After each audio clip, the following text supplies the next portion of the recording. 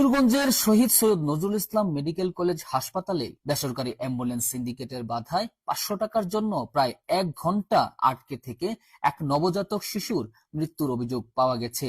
এদিকে ঘটনার পর ঘটনাস্থল থেকে সটকে পড়েন অ্যাম্বুলেন্স চালক। শনিবার সকাল থেকে নবজাতকের মৃত্যুর খবরে তাদের আত্মীয়রা হাসপাতালে ঘিরে কান্নায় ভেঙে পড়েন। পরে তারা বিক্ষোভও করেন। এতে হাসপাতাল সহ আশপাশের পরিবেশ উত্তপ্ত হয়ে ওঠে। যে ড্রাইভাররা ছিল তারাও আমার পরিচিত, আমরা একসাথে বিগত ৩-৪ বছর ধরে আমরা গাড়ি চালাইছি, তো তারা আমার পরিচিত। আমি অধিকার নিয়ে তাদের কাছে গেছি, আমি যে তাদের পরিচিত তারাও আমার চিনে নাই, একটা অবস্থা। এর আগে শুক্রবার দিবাগত রাতে শহীদ সৈয়দ নজরুল ইসলাম মেডিকেল কলেজ হাসপাতালে এই মর্মান্তিক ঘটনা ঘটে। নিহত নবজাতক শিশু কিশোরগঞ্জ সদর উপজেলা যশোদল ইউনিয়নের মিরপাড়া গ্রামের মোহাম্মদ রুহানের ছেলে। অ্যাম্বুলেন্সে ভাড়া ড্রাইভারে তর্কতর্কি করে ৫০০ টাকা বাড়াই দি, টাকা চাই, ভাড়া চাই। তারপর বাচ্চা মারা গেছে, মারা যাওয়ার পর তারা পালাইছে। এই ঘটনায় অভিযুক্তদের দৃষ্টান্তমূলক শাস্তির দাবি জানিয়েছেন রোগীর স্বজনরা।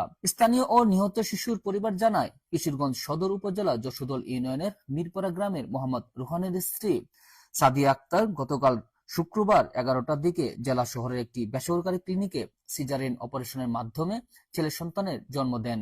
জন্মের পর থেকেই নবজাতক শিশুর শ্বাসকষ্ট ও ঠান্ডাজনিত সমস্যায় ভুগতে থাকে। চিকিৎসক জরুরি ভিত্তিতে তাকে শহীদ সৈয়দ নজরুল ইসলাম মেডিকেলে রেফার করে। সৈয়দ নজরুল ইসলাম মেডিকেলে 12:30 নবজাতকের ভর্তির পর অবস্থার অবনতি হলে সেখান থেকে ময়মনসিংহে রেফার করে। নবজাতককে নিয়ে পরিবারের সদস্যরা দ্রুত হাসপাতালের গেটে এসে অ্যাম্বুলেন্স ভাড়া করার জন্য খোঁজ করে। এ সময় সরকারি অ্যাম্বুলেন্স না পেয়ে বেসরকারি অ্যাম্বুলেন্সে ময়মনসিংহে ভাড়া জানতে চাইলে অ্যাম্বুলেন্স চালক সাইফুল সহ আরো কয়েকজন ৪,৫০০ টাকা জানান। ভালো একটা উন্নত মানে বড় একটা প্রতিষ্ঠান আর কি।